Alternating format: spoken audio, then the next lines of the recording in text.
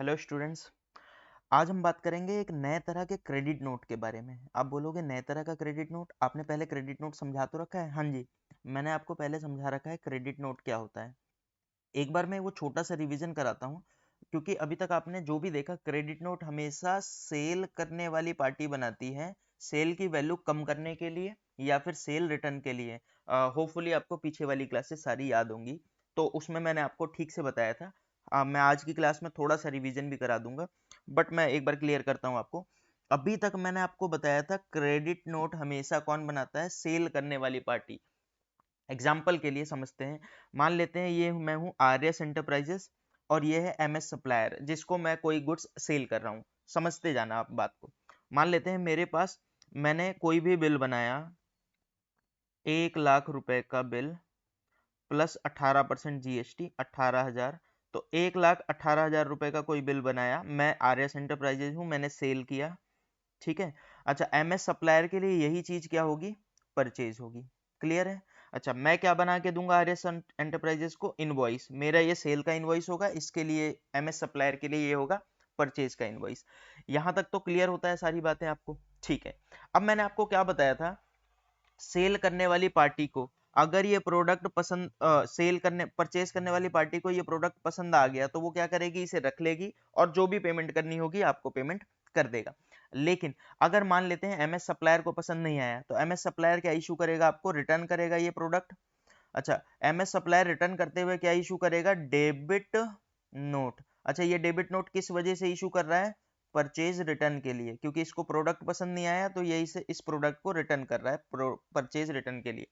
जैसे ही ये प्रोडक्ट आपके पास आएगा, अब आपको एक्सेप्ट करना पड़ेगा, ठीक है मैंने गलत प्रोडक्ट भेजा था, मुझे कोई बात नहीं, कोई दिक्कत नहीं है, आप ये प्रोडक्ट मेरे को रिटर्न कर दो। और क्योंकि मैंने आपको 1,18,000 का बिल दिया था तो आप पैसे मत देना मुझे, इसीलिए मैं आपको एक क्रेडिट नोट इशू कर रहा हूँ, क्रेडिट नोट इशू कर रहा हूँ, जो कि सेल रिटर्न के लिए है।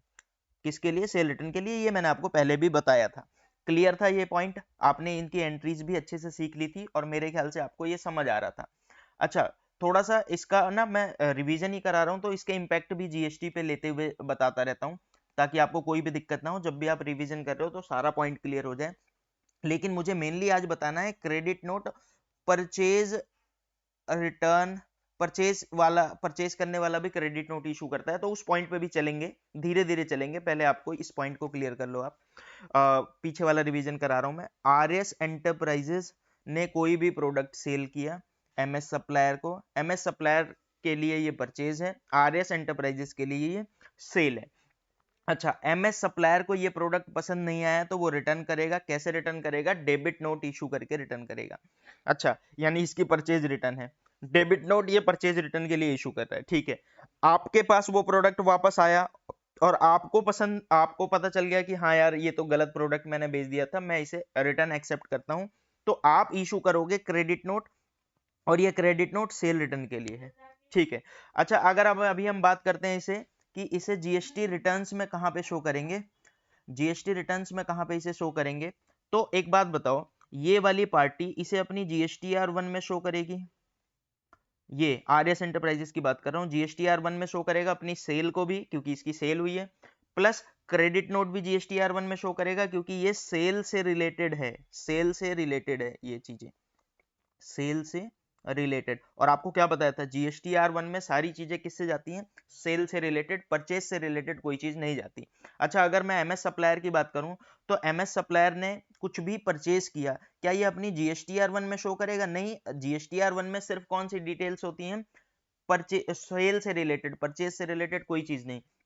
अच्छा, क्या ये डेबिट नोट भी इसे जीएसटी के रिटर्न में दिखाना, नहीं, क्योंकि ये रिटर्न भी किससे रिलेटेड है, परचेज से रिलेटेड। तो होपफुली आपको ये बात तो पहले से ही पता होगी, इस पॉइंट पे मैं कुछ भी बता नहीं रहा। चलो थोड़ा सा बात को आगे बढ़ाते हैं, और अभी अभी भी मैं पुराने पॉइंट पे ही हूँ। पुराना पॉइंट में क्या, मान लेते हैं ये आरएस एंटरप्राइजेस ने, इस पॉइंट को थोड़ा सा मैं फिर से लिखता हूँ। मान लेते हैं ये है आरएस एंटरप्राइजेस, आरएस, ठीक है, और ये है एमएस सप्लायर। अच्छा, पॉइंट को अच्छे से समझना। मान लेते हैं मैंने फिर से आरएस एंटरप्राइज एमएस सप्लायर को कुछ भी सेल किया, मान लेते हैं 1 लाख का प्रोडक्ट था, और 18% जीएसटी यानी 18,000। तो मैंने 1,18,000 रुपए का कोई भी प्रोडक्ट सेल किया, तो मेरे लिए फिर से ये इनवॉइस में बना के दूंगा, इनवॉइस बना के दूंगा, और एमएस सप्लायर के लिए ये परचेज है। यहां तक तो पॉइंट आपको क्लियर होगा। चलो, अब मुझे पता चला इसने परचेज में रिकॉर्ड किया होगा, मैंने अपनी सेल में रिकॉर्ड किया होगा। ठीक है, अब मुझे पता चला कि यार ये तो मैंने प्रोडक्ट पे ना बिल का अमाउंट गलत लगा दिया है। एक्चुअल में ये जो बिल है, ये 1 लाख का ना होके कितने का होना चाहिए था, 80,000 रुपए का। इसकी वैल्यू कम करनी चाहिए थी, मैंने तो वैल्यू ज्यादा लगा दी। अच्छा, मैंने वैल्यू ज्यादा लगा दी तो मैं क्या करूंगा, बताओ, यहाँ पे सेल रिटर्न नहीं है बट फिर भी मैंने बिल ज्यादा लगा दिया है। क्या ऐसे केस में मुझे क्या इशू करना चाहिए, आप बताइए। ठीक है, आप बोल रहे हो क्या इशू करना चाहिए, क्रेडिट नोट। आप कह रहे हो क्रेडिट नोट इशू कर दो, क्योंकि सेल की वैल्यू कम करने के लिए भी क्रेडिट नोट इशू होता है। सेल की वैल्यू कम करने के लिए भी क्रेडिट नोट इशू होता है। जैसे मैंने आपको बताया था, रिटर्न के लिए क्रेडिट नोट आप इशू करते हो, और ये पॉइंट भी मैंने आपको पहले बता ही दिया है, पहले से ही आपको ये पॉइंट भी पता है कि सेल की वैल्यू कम करने के लिए भी आप क्या इशू करते हो, क्रेडिट नोट। अच्छा, अगर इसकी बात करें तो आपने जैसे 80,000 रुपए का क्रेडिट नोट इशू कर दिया कि मैंने सेल की वैल्यू कम कर दी। क्लियर है? चलो, अच्छा एक बात बताओ, मान लेते हैं मुझे पता चलता कि नहीं नहीं, ये तो बिल 1,20,000 का था। कितने का बिल था, 1,20,000 का, और मैंने गलती से 1 लाख लगाया, तो क्या मैं सेल की वैल्यू बढ़ा भी सकता था? हाँ, सेल की वैल्यू बढ़ाने के लिए आप क्या इशू करते थे, याद आ रहा होगा आपको, डेबिट नोट। किस लिए, सेल की वैल्यू इंक्रीज करने के लिए, तो अभी तक मैंने आपको यही 3 पॉइंट समझाए थे। मैंने आपको क्या बोला था, ये तो पॉइंट समझ आ गया ना, सेल की वैल्यू बढ़ाने के लिए आप डेबिट नोट इशू करते हो, और सेल की वैल्यू कम करने के लिए आप क्रेडिट नोट इशू करते हो। अच्छा ये बताओ, जरा इसके बारे में सोचना, क्या ये रिटर्न में जाएगा?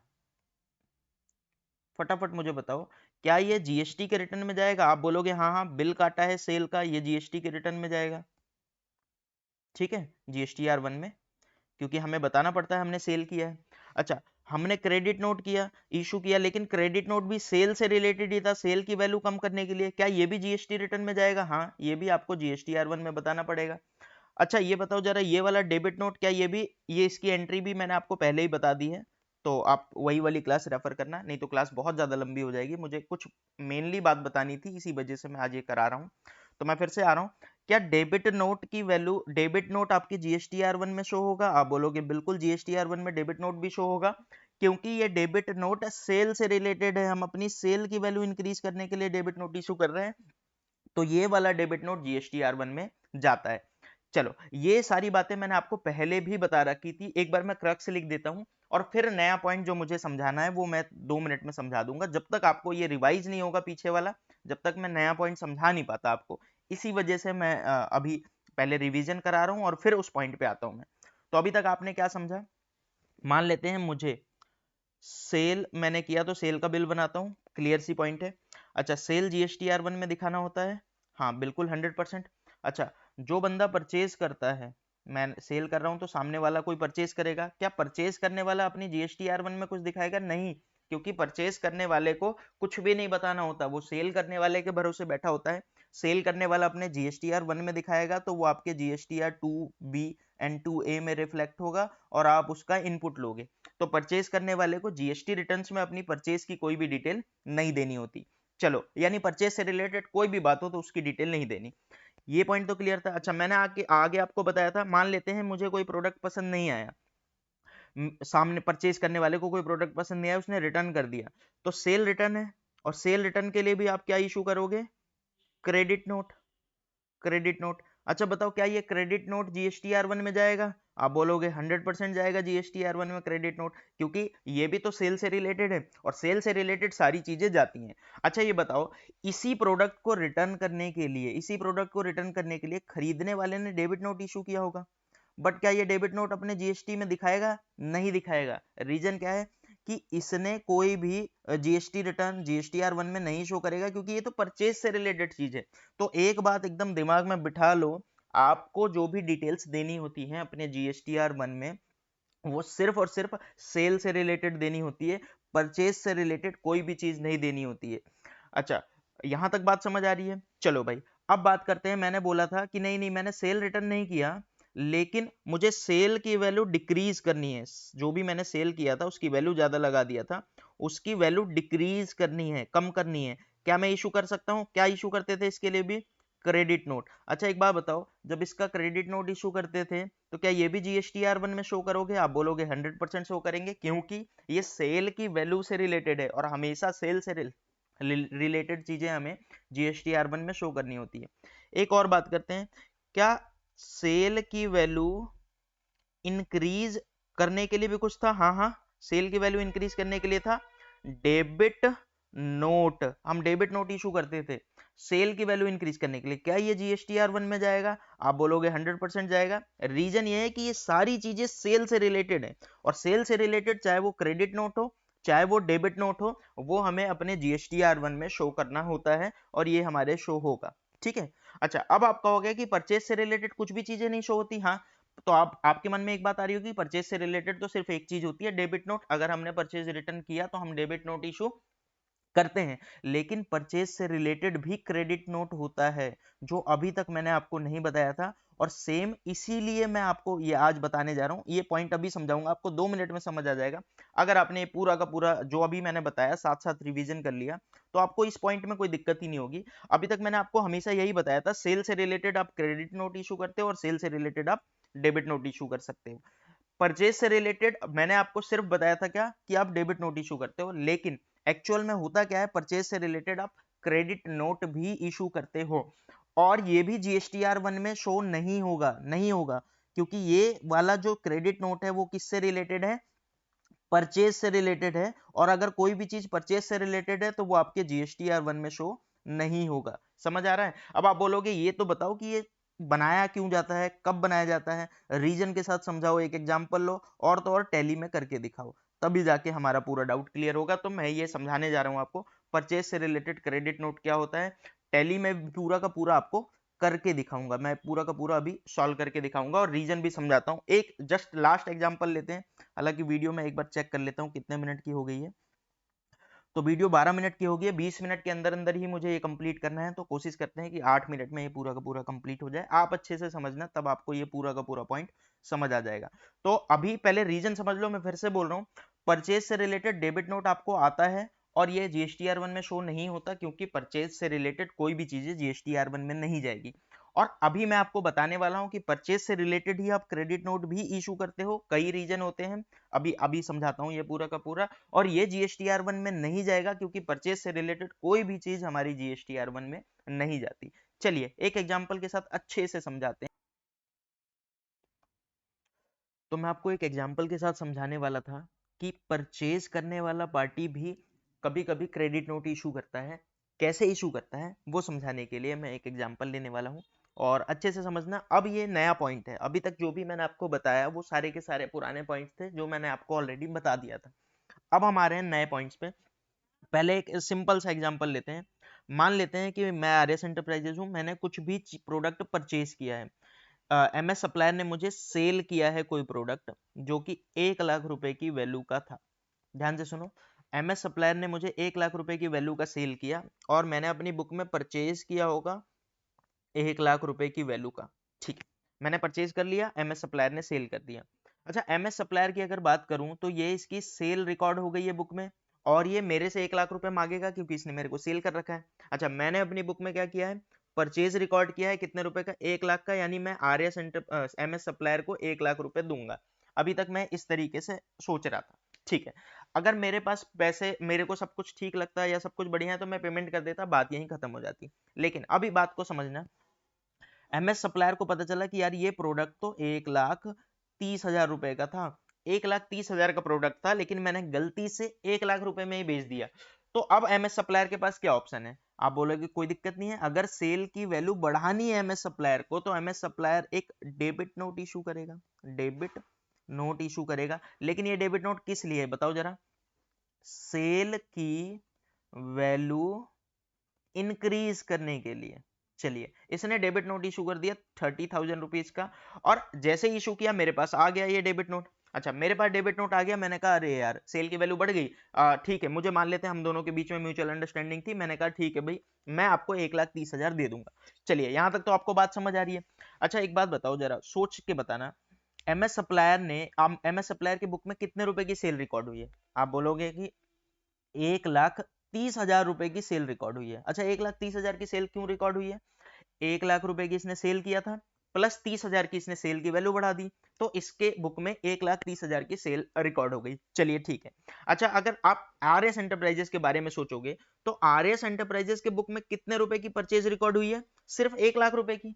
इसकी बुक में अभी भी दिख रहा होगा हमने 1,00,000 का परचेज किया, कुछ ना कुछ इसको भी 30,000 का एक एंट्री करनी होगी जिससे इसकी भी परचेज की वैल्यू बढ़े। समझ आ रहा है मैं क्या कहना चाह रहा हूं? भाई एमएस सप्लायर ने 1,00,000 रुपए का मुझे सेल किया और फिर 30,000 का डेबिट नोट दे दिया, इसने अपनी बुक में 1,30 रिकॉर्ड कर दिया और कह रहा है मुझे आपसे 1,30 चाहिए। चलो ठीक है, पर मैंने तो सिर्फ 1,00,000 का बुक रिकॉर्ड अपनी बुक में सिर्फ 1,00,000 की एंट्री की है, तो मुझे एमएस सप्लायर को सिर्फ 1,00,000 ही तो देने चाहिए। जब मेरे पास 30,000 रुपए की परचेज की वैल्यू इंक्रीज हुई है, परचेज की वैल्यू इंक्रीज हुई है, क्या मुझे भी कोई एंट्री करनी चाहिए जिससे मेरी परचेज की वैल्यू बढ़ जाए? हाँ, ऐसे केस में आपको क्या इशू करना पड़ता है? Credit note. लेकिन ये क्रेडिट नोट सेल की वैल्यू कम करने के लिए नहीं है, बल्कि ये क्रेडिट नोट परचेज की वैल्यू इंक्रीज करने के लिए है। होपफुली आप मेरी बात समझ पा रहे हो।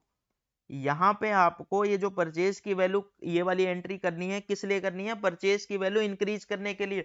तब जाके आपकी बुक में 1,30,000 का एमएस सप्लायर खड़ा होगा और आपको 1,30,000 उसे देने होंगे। यानी अब आप अभी तक ये पॉइंट समझ पा रहे हैं या नहीं? मैं अभी टैली में एंट्री करके दिखाऊंगा आपको, लेकिन आपको पहले ये समझना होगा मैं क्या कह रहा हूं। आपकी बुक में सिर्फ 1,00,000 की परचेज रिकॉर्ड हुई है, आपको तो परचेज 1,30,000 की रिकॉर्ड करनी चाहिए, क्योंकि 30,000 का आपके पास सामने वाले की सेल की वैल्यू बढ़ी तो आपकी परचेज की वैल्यू भी तो बढ़नी चाहिए। ऐसे केस में आप एक एंट्री पास करते हो क्रेडिट नोट के अंदर, लेकिन ये क्रेडिट नोट सेल रिटर्न के लिए नहीं है, सेल की वैल्यू कम करने के लिए नहीं है, बल्कि परचेज की वैल्यू बढ़ाने के लिए ये वाला क्रेडिट नोट है। एक बात और समझ लो, ये वाला क्रेडिट नोट क्या जीएसटीआर 1 में जाएगा? सोच के बताओ, क्या ये वाला क्रेडिट नोट जीएसटीआर 1 में जाएगा? आप बोलोगे नहीं जाना चाहिए क्योंकि ये तो परचेज से रिलेटेड है। बिल्कुल, ये वाला क्रेडिट नोट रिटर्न में नहीं जाना चाहिए क्योंकि ये किससे रिलेटेड है? परचेज से रिलेटेड। अच्छा क्या इस वाले एमएस सप्लायर की बात करो, एमएस सप्लायर की ये दोनों चीजें जीएसटीआर 1 में जाएगी? 100% सेल किया, ये भी जीएसटीआर 1 में।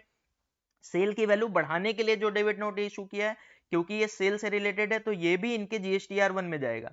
अच्छा अगर मैं अपनी बात करूं तो मैंने परचेज किया, ये भी कहीं जीएसटीआर 1 में शो नहीं करना। मैंने परचेज की वैल्यू बढ़ाने के लिए क्रेडिट नोट इशू किया, इसके लिए भी मेरे को जीएसटीआर 1 में कहीं पे भी शो नहीं करना है, क्योंकि ये सेल से रिलेटेड चीज है ही नहीं, ये परचेज से रिलेटेड चीज है। अब आप बोलोगे चलो ये तो समझ आ गया, एक बार आप एंट्री करके दिखा देते कि परचेज की वैल्यू कैसे बढ़ाते हैं विद एग्जांपल। इसी वाले एग्जांपल को कंटिन्यू करो, इसमें जीएसटी भी लगा देना बस 18%। आप मुझे ये करके दिखा दो, हमारा डाउट क्लियर हो जाएगा। तो फटाफट आ जाते हैं टैली पे, और मैं आपको टैली पे इसी चीज की एंट्री करके दिखा देता हूं। तो मैं आ रहा हूं टैली पे, और टैली पे मैंने कंपनी पहले से ओपन कर ली है, इंपॉर्टेंट लेजर भी पहले से बना दी है, मैं सीधा एंट्री करके दिखाता हूँ आपको। तो मैं परचेज की एंट्री करने जा रहा हूँ, और मान लेते हैं कि मैंने 1 अगस्त को कुछ परचेज किया है, ठीक है। 1 अगस्त को सप्लायर का बिल नंबर मान लेते हैं 6 था, ठीक है। 1 अगस्त को किससे खरीदा है? एग्जाम्पल वही रखते हैं, एमएस सप्लायर। एमएस सप्लायर से मैंने लोकल परचेज की है 18% वाली, बैग खरीदा है मान लेते हैं, एक पीस ही ले लेते हैं, चलो मैंने एक पीस खरीदा है 1,00,000 रुपए का, ठीक है। और इस पे जीएसटी लग रहा है, मेरे लिए परचेज है तो मेरे लिए इनपुट सीजीएसटी, इनपुट एसजीएसटी @9%, ये मैंने परचेज रिकॉर्ड कर लिया, मेरे बुक में मेरी परचेज हो गई है। अच्छा जैसे ही मैंने बुक में परचेज रिकॉर्ड किया, आप बोलोगे आप जाके देखो जरा डिस्प्ले मोर रिपोर्ट, अकाउंट बुक और लेजर। यहाँ पे लेजर जाते हैं, और किसके लेजर में? हम एमएस सप्लायर के लेजर में अगर मैं जाऊं तो मुझे एमएस सप्लायर को 1,18,000 क्रेडिट बैलेंस दिख रहा है आपको, तो 1,18,000 रुपए देने हैं, ठीक है। यहां तक परचेज की एंट्री हो गई।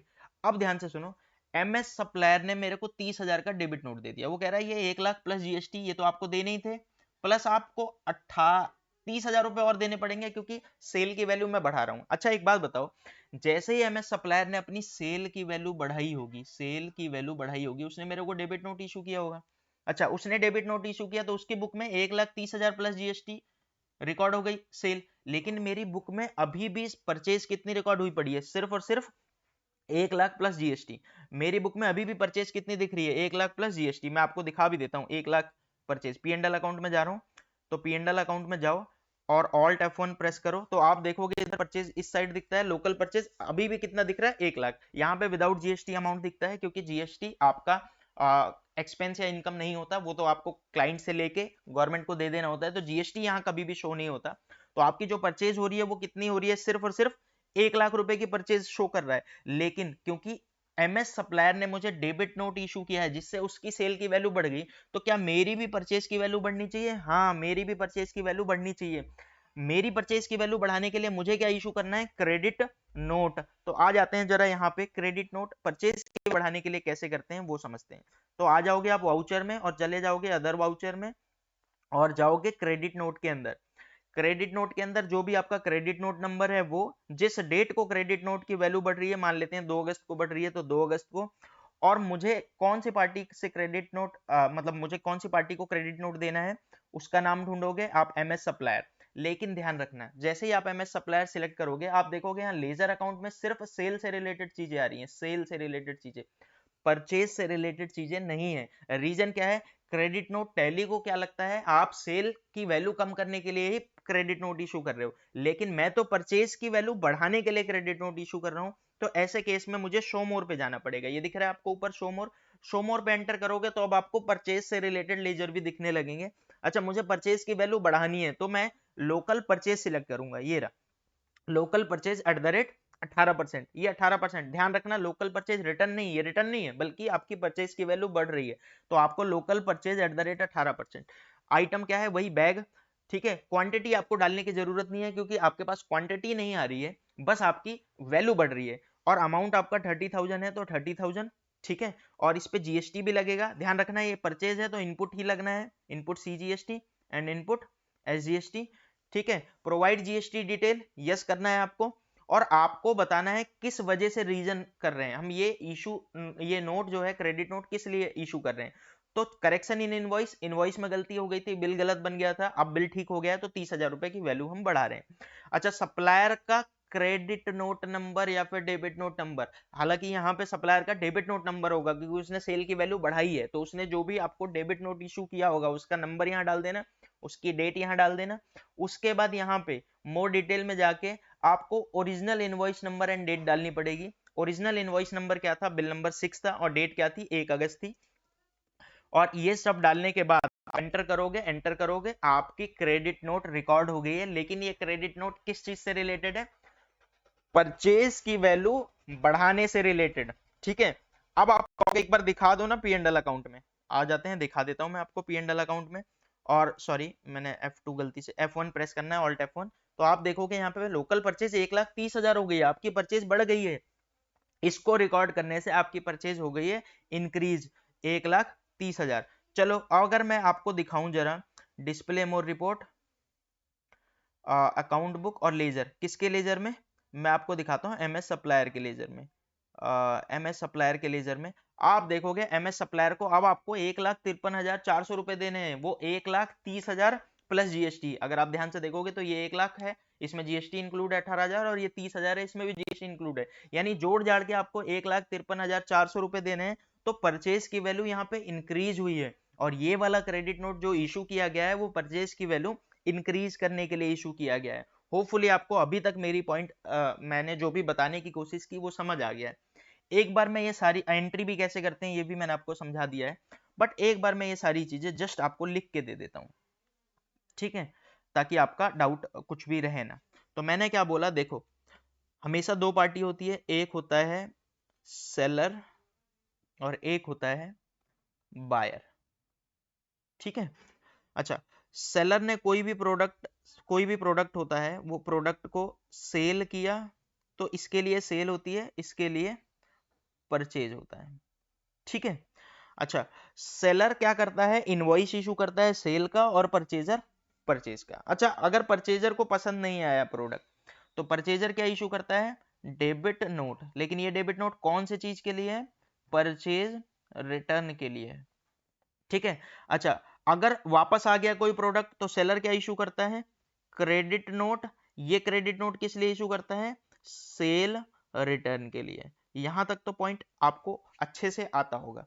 अच्छा, चलो अब बताओ सेलर और क्या कर सकता है? सेलर सेल की वैल्यू बढ़ा सकता है। अगर सेलर सेल की वैल्यू बढ़ाएगा तो क्या इशू करेगा? Debit note. सेल की वैल्यू इंक्रीज। सेल की वैल्यू इंक्रीज करने के लिए सेलर क्या इशू करता है? Debit note. ठीक है। अच्छा, और अगर सेलर ने डेबिट नोट इशू किया है, तो क्या बायर को, परचेजर को क्या परचेज की वैल्यू भी बढ़ानी चाहिए? बिल्कुल, क्योंकि इस आदमी की सेल की वैल्यू बढ़ी है, तो आपकी परचेजर की परचेज की वैल्यू भी इंक्रीज होनी चाहिए। परचेज की वैल्यू भी इंक्रीज करनी पड़ेगी आपको। और परचेज की वैल्यू इंक्रीज करने के लिए आप क्या इशू करते हो? Credit note. यानी मैं आपको बताऊं, बायर ही डेबिट नोट भी इशू करता है, क्रेडिट नोट भी इशू करता है। डेबिट नोट अगर बायर इशू कर रहा है तो परचेज रिटर्न के लिए, क्रेडिट नोट इशू कर रहा है तो परचेज की वैल्यू इंक्रीज करने के लिए। अच्छा, अगर सेलर की बात करूं तो सेलर भी क्रेडिट नोट इशू करता है, डेबिट नोट इशू करता है। सेलर क्रेडिट नोट इशू कर सकता है सेल की वैल्यू कम करने के लिए या सेल रिटर्न के लिए। यहाँ पे सेल की वैल्यू कम भी हो सकती है, सेल की वैल्यू कम करने के लिए भी। ठीक है। और डेबिट नोट भी इशू करता है किस चीज के लिए? सेल की वैल्यू बढ़ाने के लिए। तो एक बायर भी credit note debit note issue कर सकता है, सेलर भी credit note debit note issue कर सकता है। लेकिन सबसे इंपॉर्टेंट बात, जीएसटी की रिटर्न में ये सारी चीजें जाती हैं। जो GSTR1 आप फाइल करते हो, वो सिर्फ और सिर्फ सेल से रिलेटेड चीजें जाती हैं। चाहे वो सेल की वैल्यू कम कर रहे हो आप, चाहे सेल की वैल्यू बढ़ा रहे हो आप, वो जाएगी।